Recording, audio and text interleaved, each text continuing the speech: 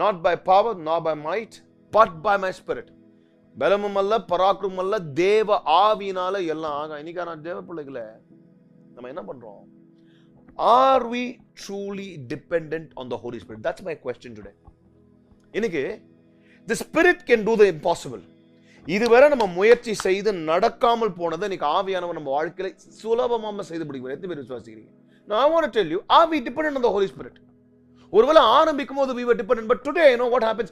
Because we have come through a long way. சில நேரத்துல நமக்கு பலன் இருக்குது, ஆட்கள் இருக்குது, இல்ல காசு இருக்குது அப்படின்ட்டு நம்ம பண்றோம். We start doing things on our own.